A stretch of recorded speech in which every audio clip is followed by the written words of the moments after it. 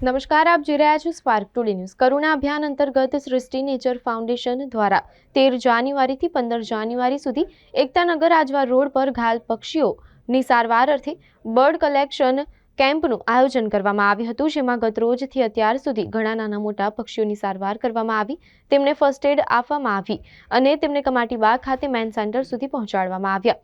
વિશાલ પટેલ દ્વારા જણાવવામાં આવ્યું કે આ ઉત્તરાયણનો પર્વ હર્ષોલ્લાસભેર મનાવવો જોઈએ, પરંતુ આપણે સૌ મળીને ઘણી નાની મોટી બાબતો ધ્યાન રાખવી જોઈએ। ઘણા અબોલ પક્ષીઓનો જીવ બચાવી શકે છે અને તેમને ઘાયલ થતા રોકી શકે છે। વધુમાં વિશાલ પટેલ દ્વારા વડોદરાની જનતાને અપીલ કરવામાં આવી કે આપની આસપાસ કોઈ પણ ઘાયલ પક્ષી દેખાય તો નજીકના બર્ડ કેમ્પ સુધી પહોંચાડવા વિનંતી। તેમજ આજવા રોડના સ્થાનિકોને પણ અપીલ કરવામાં આવી કે એકતાનગર સ્થિત બર્ડ કેમ્પમાં ઘાયલ પક્ષીઓ પહોંચાડે।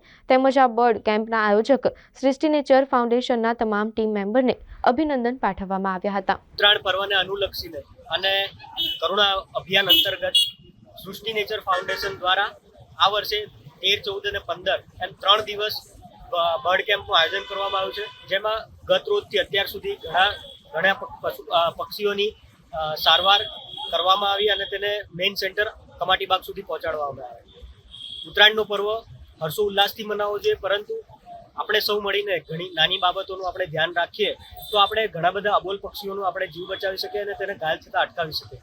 મીડિયાના માધ્યમથી હું તમામ વડોદરા શહેરના નાગરિકોને અપીલ કરું છું કે આપની આસપાસ કોઈ પણ ઘાયલ પક્ષી જણાય તો તેને નજીકના બર્ડ કેમ્પમાં પહોંચાડવા વિનંતી। તેમજ આજવા રોડના સ્થાનિકોને હું વિનંતી કરું છું કે આપની આસપાસ કોઈ પણ ઘાયલ પક્ષી હોય તો તેમને એકતાનગર સ્થિત આપણા બર્ડ કેમ્પમાં તેને પહોંચાડવા વિનંતી, જેથી એની સારવાર થઈ શકે, તેને ફર્સ્ટ એડ આપી શકાય અને તેને કમાટીબાગ મેઇન સેન્ટર સુધી પહોંચાડી શકાય। આ બર્ડ કેમ્પના આયોજક અંકિતભાઈ તેમજ તેમની સમગ્ર ટીમને હું ખૂબ અભિનંદન પાઠવું છું।